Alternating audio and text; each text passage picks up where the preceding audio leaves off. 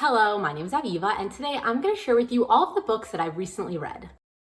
So since the beginning of October, I have read 11 books and I wanted to share them with you and let you know what I thought about them. So if you saw my last recent reads video, then you might remember that I was in the middle of reading This Savage Song. It's a duology by Victoria Schwab, and it's like this dystopian thing with like monsters and like humans living together, and it's a whole big thing, and I very much enjoyed book one. And at the end of the video, I had told you that I just started reading Our Dark Duet, which is the second book in the duology. And anyway, obviously I already finished it, and unfortunately I didn't really like it. So I very much liked the first book in this series. I thought that it was very interesting and the world was very cool and the storyline, everything about it, I was a huge fan. But then unfortunately the second book I really didn't like or see the point of. I thought that it left me with a lot more questions than even the first book left me with, and I was like, how is this an ending to a story? And also, like, what was the point of this entire book? I really didn't like it at all, really at all. Like, I really can't say it any more than that. I did listen to it on audiobook, but I was jumping between, like, physical and audio. I don't really think it matters. Either way, I read this one. I didn't like it, but I still recommend reading the first book in the series because it was very enjoyable. Anyway, after that, I ended up reading Make Me Bad by R.S. Gray. So I've kind of been reading a lot of R.S. Gray lately. I read Scoring Wilder by her, I think like at the beginning of September, and I absolutely loved it. I fell in love with her writing that I ended up buying I think 6 or 8 more books by her, and I've read every single one of them besides for one more. I have one more left, basically. Doesn't really matter. Anyway, I very much like R.S. Gray and her writing style, and I very much enjoy this book. This is, what was it about? You know what? I read so many, they're kind of like jumbling in my head. Oh, right. Okay. This one was about this girl who works at this library, and her father happens to be the sheriff of this really small town, and basically she's kind of like a prude, a really good girl. Like, no boy ever wanted to really get close to her because they were scared of her father, sort of thing. And anyway, she kind of runs into the bad guy of the town. Well, he's not really a bad guy. He's kind of just like the really rich guy who has like a bad reputation, and for whatever reason, their paths are going to cross. They're kind of going to become friends. They're obviously going to be attracted to each other, and a romance is going to develop. So it's actually much more interesting than I'm making it sound, and it's a very short and quick read, and it kind of has that whole bad boy, good girl sort of vibe thing going on. So basically, R.S. Gray is a great writer. She writes really quick, easy rom-coms, just it's gonna put a smile on your face.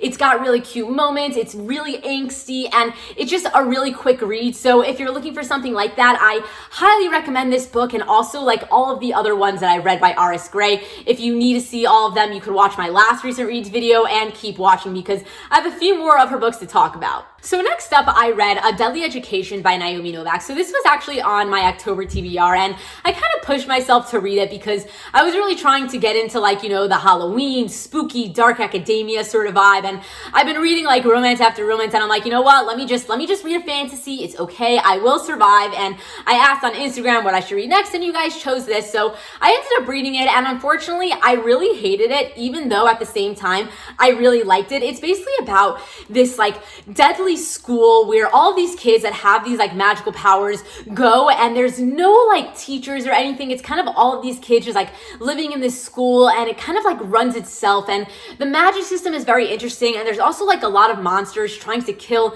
these children. That's kind of why they're in this school by themselves, because it's a very dangerous place to be, and it's a very interesting magic system, and it's very cool. It was very hard to grasp, but once I got it, I kind of got it, sort of thing. Anyway, I liked the story, but I hated the way that it was kind of told. It was basically extremely info dumpy, and it had a very horrible way of going about telling a story. I don't want to be mean, but at the end of the day, I hated the way that this story was told in every sort of aspect, even though the foundation of it and the actual idea of it was very cool and very intriguing. So I know that's a little bit of mixed signals, and what I will say is that if you don't already own this book, I wouldn't bother with it because there are better stuff out there, even though the story is actually kind of interesting. I just think the writing style is not worth getting yourself yourself involved with if you don't already own it. But because I do own this one and the second one, I am going to be continuing on with it because this one happened to have left off on a cliffhanger where I'm kind of like, I kind of want to know what's going on. And I also did hear that the writing gets better once you get into book 2 because it's obviously less info dumpy because we had enough of it in this book and we now get the world sort of thing. So basically, absolutely hated the way that this book was told, but the story in itself was interesting. So yeah. Oh, and I should say that I was extremely close to DNFing this book, but Instagram made me continue. I asked Instagram which one I should do, and like literally 70% of you were like, keep going, don't DNF, even though like I hardly DNF, and therefore it was like a big thing for me to even ask you guys if I should DNF, and you guys were like, don't, so I didn't, and I'm happy I didn't, but truthfully, I did skim like the second half of this book because I couldn't handle the writing. So like seriously, I didn't enjoy it, even though for some reason I'm going to be continuing on with the story. So after that, I read another book by R.S. Gray, which was called Cold-Hearted Boss. So this is about this girl who basically wants to get this job on a construction crew because she's really poor and she needs the money and they're paying really well sort of thing. So she kind of like dresses up as a boy so that they hire her easier because like these people don't want to hire a girl sort of thing. And anyway, she gets the job and she finds out that her boss, the person who is like running this construction crew sort of thing, happens to know who she is because she kind of stole his wallet in a bar the month before. So obviously they're starting off on really bad terms and the story's kind of just going to go from there. This book was really, really fun. It kind of has that enemies to lovers aspect, not because they're like real enemies, but they obviously started off on extremely bad terms. So he kind of really hates her and she's kind of trying to avoid him because I mean, she's very embarrassed that she stole his wallet and it's a whole big misunderstanding and stuff like that. But they're also very attracted to each other. So it's going to get really interesting. Basically, I very much liked it. It kind of has a really big slow burn aspect to it. So if it sounds up your alley, I highly recommend reading it because I love R.S. Gray's writing. It's going to be a really fun time and I very much enjoyed this book. So next I read The Love Hypothesis by Ali Hazelwood and I was very much feeling like FOMO all the way for not reading this the second it came out because everybody was hyping it up and saying like, oh my God, this book is absolutely amazing. And like, what are you waiting for? And what I was waiting for was to purchase it. And I just didn't want to like randomly buy this book for some reason. I was like, I can wait until there's a sale. Like there's no rush. I'll get to it eventually. But then someone very nicely bought it for me off of my Amazon wishlist. So thank you so much to my follower who did that for me. Like you literally made my day. And I am so happy that I got to read it like when I did. So thank you. But basically I read it the second that it showed up at my door. Like literally, like I read it the day that it came in the mail. And I very much enjoyed it, but I mean, even though I totally get the hype, I'm not bashing this book. All I'm saying is that I gave it 4 stars and not 5 stars like the rest of the world. I thought that it was an adorable story. I really, really did. But it wasn't heavy enough on the romance for me. This is about basically this girl who fake dates this professor. Like they're both scientists and she's like a PhD student and he is like a professor. He's like older than her and stuff. And for whatever reason, they're going to fake date for a while. And there's a lot of like academia stuff going on, a lot of like scientific things and whatever. It's basically very interesting and I really enjoyed the storyline and it was very good. I thought it was a great fake dating sort of book, but it was a little heavier on the science and not as heavy on the romance as I would have liked it to be, especially for the hype that it was getting. I basically really like when more or less every single chapter, the 2 main characters are like interacting or doing stuff with each other or something about each other is just always happening. And in this book, we kind of went like a chapter or 2 in between like the people meeting or even talking to each other, and like at some point like it was all about the science, which I gotta say was really interesting. I wasn't bored by the science. I just wish that there were more of the main character stuff going on. So literally that's me just being extremely critical because this book is getting so much hype and I don't want to feed into it anymore that it's already getting sort of thing. But I'm not bashing the book. It was a really great time. I had a great time reading it, but I did give it 4 stars and not 5 because it could have been a little bit heavier on the romance for my personal taste. But at the end of the day, it was great. I totally get why people love it. So I do very much recommend reading it yourself if it sounds like it's something up your alley. So after that, I'm pretty sure I read Cemetery Boys. I read this on audiobook over like a couple of days. So I don't remember if I read it like before this book or after this book, but it doesn't really matter. Anyway, right around this time in the month when I was reading the books that I was in the middle of talking about, I read Cemetery Boys on audiobook and I very much enjoyed it. It's basically like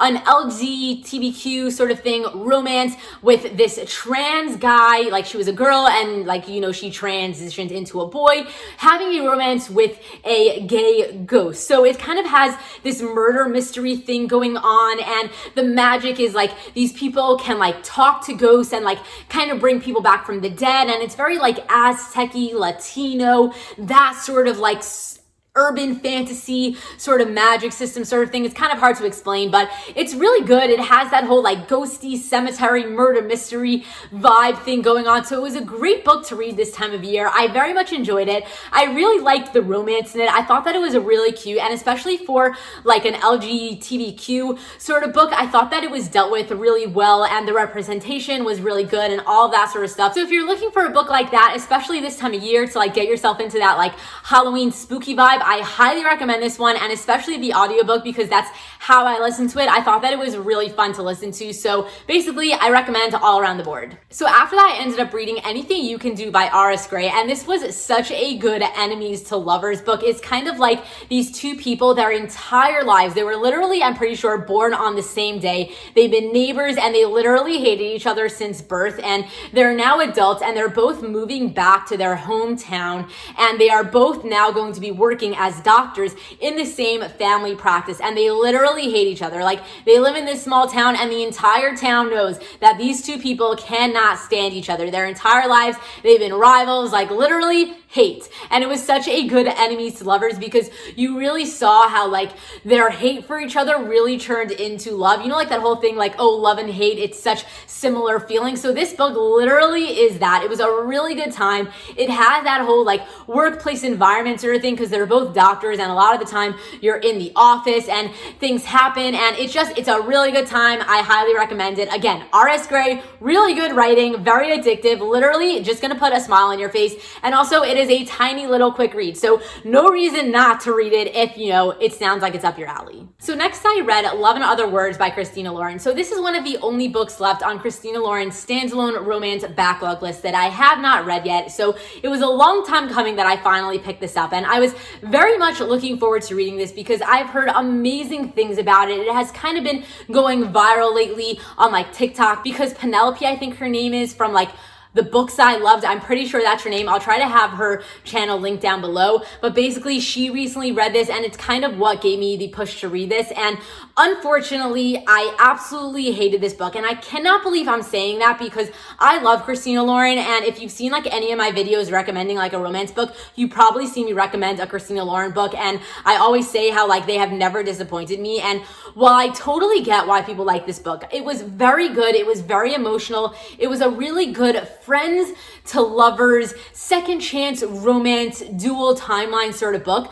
But unfortunately, there is a trigger warning in this book that I cannot say, because it is going to be a really big spoiler. And that trigger warning and spoiler very much ruined this book for me. So happens to be, I made an entire reading vlog of this book. I read it in one day, and I basically took you along for the ride with me. So I'm going to make sure to have that video linked down below in case you wanted to hear about the trigger warning, because I did make that video very spoilery, and you definitely see what bothered me in this book. So if you wanted to know about it, then make sure to watch that video. But basically, I very much did not like this book. I really, really hated it. It very much bothered me, and I get why people liked it. I read the whole thing. I understand it, but the thing that happened in the end, it was not for me, and it really ruined the whole book. It gave me a lot of anxiety, and I wasn't a fan of it. I'm just going to leave it there. I'm happy that I read it, so now I know what people are talking about, but I'm never going to read this book again. So next I read the first book in the Miss Peregrines House for Peculiar Children, whatever the book is called. I listened to it on audiobook, and I very, very much enjoyed it. Like, literally loved the book. I think I listened to it in like just over a day. I couldn't put it down. Usually when I pick up audiobooks, I'll just like listen to it when I'm doing other things, and I literally like made my day around like, let me do other things so I could keep listening to it sort of thing. I thought it was a great time. I mean, it's very like, you know, familiar book. I mean, what do you say? It's very like, well-known book, so I don't feel like it needs a lot of explanation, but it's kind of like an urban fantasy about like, you know, all of these kids, and I don't really know what I could say to make it like not spoilery. I don't know, whatever. Basically, it was really good. I very much enjoyed it. I wanted to say that I read the first book. I'm already in the middle of reading the second book. I mean, I'm not reading it. I'm listening to an audiobook, but like, is that the right terms for it? I don't know. Anyway, I'm listening to them. I plan to listen to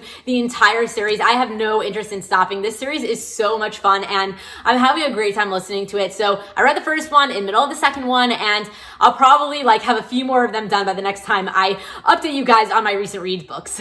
So the last books I'm going to share with you for this video is the books that I basically read over the past like 2 days or so, and that is the first and second book in the Maid series by Danielle Lowry. So the first book is The Sweetest Oblivion, and then the second book is The Maddest Obsession. So these are mafia romance companion books. There's 3 books in the series, and I plan to read the third one today after I finish filming and editing this video. So if you did want to hear an update on what I thought about the third one, then make sure to follow me on Instagram, because I update you guys on every single book that I'm reading as I read them on my stories on Instagram. So make sure you're following me there if you want like more up-to-date updates sort of thing. But basically, I read the first 2 and I am very much enjoying this series. This is the first mafia romance series that I've ever read before, and I totally kind of get like what the niche is now. I didn't really know what to expect going into these books, and I very much am enjoying them. I very much liked book 1. I thought that it was extremely addictive. It's kind of like this forbidden romance sort of thing. Like,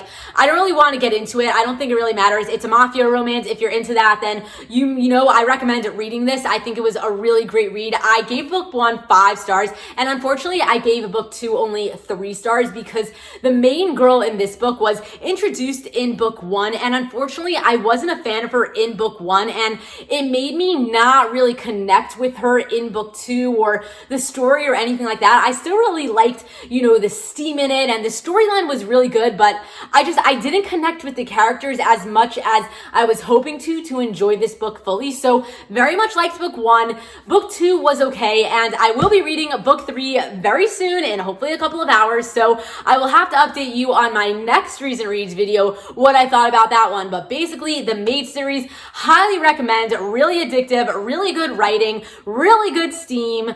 I'm very much liking it, and that's it. That's basically it. That is all of the books that I have read so far in the month of October. I'm curious to know if you read any of these books, what you thought about them. Are you going to add any of them to your TBR? What are you reading this month? Basically, leave me a comment down below. Let's chat about books. And anyway, if you like this video, please give it a thumbs up. If you're not currently subscribed to my channel, please hit that subscribe button. And if you are interested in any of the books that I talked about, I will make sure that I have affiliate links in the description below so you can check out all the books that I mentioned in this video. And anyway, thank you so much for watching, and until next time, enjoy reading.